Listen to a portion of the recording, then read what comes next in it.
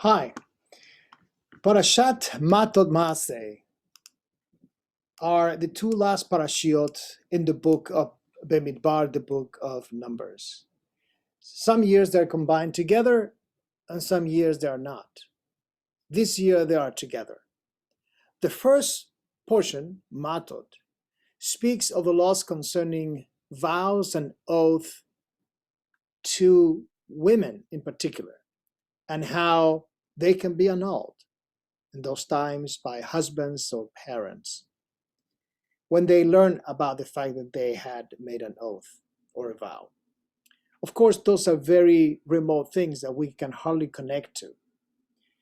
But Jewish law in this portion continues to show flexibility, because now 2.5 tribes of Israel have decided, after 40 years of traveling through the desert, that they don't want to come into the land of promise. They don't want to cross the Jordan River. They want to remain on the western side of the Jordan River where other tribes and other groups lived. And Moses takes this to God and to heart and acquiesced to that request. Similarly, when the daughters of Zelophehad requested to inherit as women because men were not part of their family, they were granted that request. Here also, Moses, God, whoever makes the decisions, is saying to these 2.5 tribes, it's okay. You can remain not in the land of promise, not in Israel per se, as long as you help us conquer the land. Very practical, very much trying to please everyone. And I think that's a little bit of what's going on with the last book of the Torah. At the end of the Midbar of Numbers and at the beginning of the Varim, which we begin on Mincha this Shabbat, we see a little bit of more flexibility within Jewish law. As if God and Moses is saying to the people of Israel, we finally made it. We are here. We now learn how to live with each other. And we have to be responsible with Jewish law, but also be a helper to the people and see what they need and what they want. So only 9.5 tribes will settle in Eretz Israel at the end. And then, of course, you know that it will be divided into the northern kingdom, Israel, and the southern kingdom, Judah. And it is from that southern kingdom that we believe the majority of the Jewish people exist. They can trace back the life to that southern kingdom. At Mincha, we will be beginning the last book of the Torah.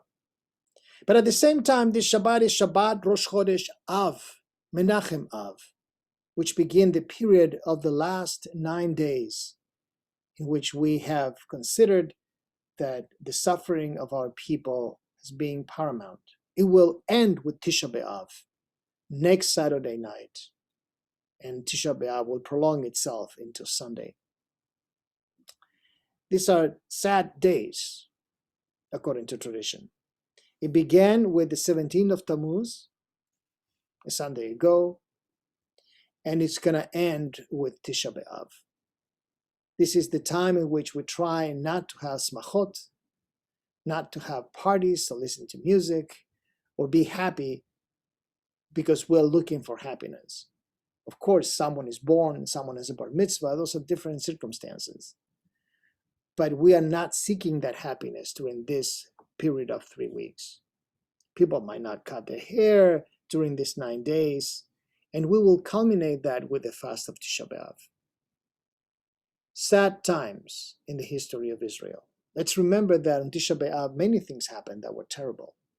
World War II began, the destruction of the 2 temples occurred, a discrimination of the Jews of York back in the 12th century.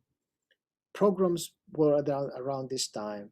A lot of things that summarize sadness in our community and our tradition occur around this time. But Shabbat is different, and we want you to join us on Friday night. We'll have a picnic after services, and then a Shabbat morning, Rosh Chodesh Menachem Av at 10 o'clock. We'd love to have you. You now can come, enjoy this beautiful weather, be part of our community. Shabbat Shalom.